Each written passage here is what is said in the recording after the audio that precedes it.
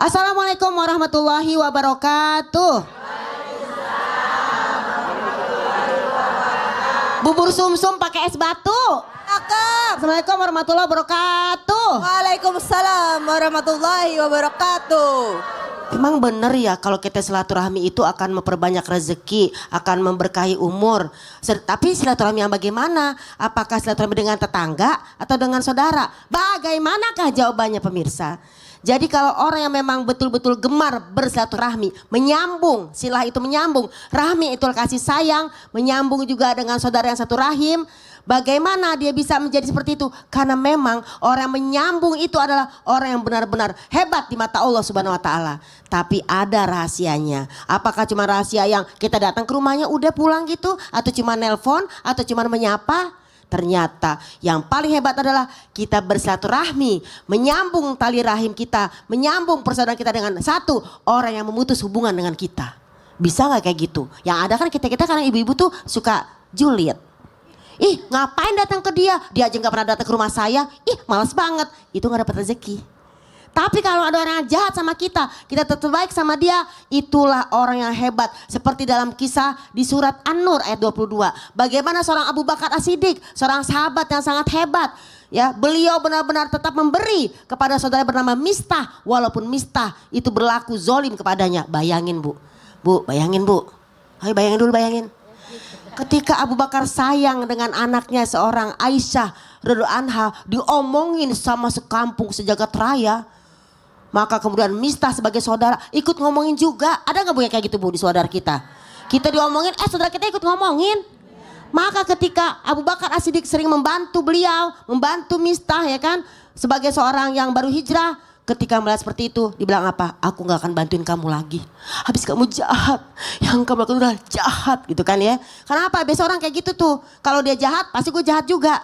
Tapi ternyata ayat turun. Janganlah engkau, wahai Abu Bakar ya. Jangan orang-orang kaya yang punya kelebihan harta bersumpah tidak mau membantu saudaranya. Gak mau membantu kerabatnya. Walaupun dia itu adalah orang yang mungkin tidak baik sama kamu. Maukah kamu aku berikan ampunan kepada Allah? Mau gak kamu aku share rezeki? Jadi jemaah. Nyengir. Dari mana? Karawang. Jadi kalau silaturahmi itu emang benar, tapi bagaimana kita menyambung tali silaturahmi dengan orang yang satu memutuskan hubungan dengan kita. Tetap berbuat baik ya kepada orang yang memang jahat sama kita. Kalau dia baik, kita baik, itu wajar. Tapi kalau ada orang yang jahat kita baik, itu baru luar biasa. Tapi susah. Susah nggak? Makanya kadang-kadang tuh kita suka dijulitin sama orang. Alah ibu-ibu ngaji PKK, pengajian kesono kesini, tapi nggak diamalin. Kenapa gak diamalinnya? Iya marahan sedikit ngambek gak mau ngaji. Marahan sedikit ngambek gak mau ngasih sama saudara yang memang harusnya kita sambung. Jadi satu silaturahmi itu sangat-sangat penting. Tapi gimana kalau kita gak bisa ketemu langsung? Menurut Ibnu Abbas radhiyallahu anhu, orang silaturahmi itu gak harus ketemu. Contoh, saudara kita di Jogja, saudara kita di Ponorogo, saudara kita di Lombok. Kita harus datang gitu kan ongkos coy. In this economy. Maka, oh yes gitu ya. Don't rich people difficult. Jangan kayak orang susah, orang kaya.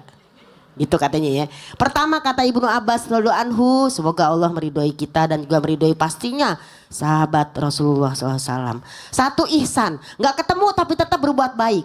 Apa berbuat baiknya? Sering kita mungkin telepon-teleponan. Karena ini adalah jalur langit yang jarang kita kerjakan, benar nggak sih? Jadi ihsan berbuat baik walaupun mungkin gak ketemu. Kedua ta'atuf membantu semampunya. Hello maaf ya aku gak bisa datang, butuhnya apa? Aku mau yang namanya ini nih pengajian gitu kata saudara nih. Ya yaudah kita bantu. Dan yang ketiga adalah arifki bersikap lemah lembut. Dan yang keempat adalah ariayah tetap perhatian. Walaupun jauh di mata dekat di hati. Dengan menjalankan hal-hal seperti itu insya Allah Allah buka. Insya Allah buka. Karena kan rezeki ya? itu rezeki. Karena kan gak semua orang bisa ngedatengin saudara yang jauh. Telepon lah. Walaupun rezekinya bukan datang dari orang tersebut. That's right. Pasti karena dia berbuat baik langsung dari langit menurunkan keberkahan. Ya, rezeki dari mana aja? Dari mana aja. Kasih tepuk tangan dulu dong Bu. Jazakillah khairan katsiran. Masya Allah.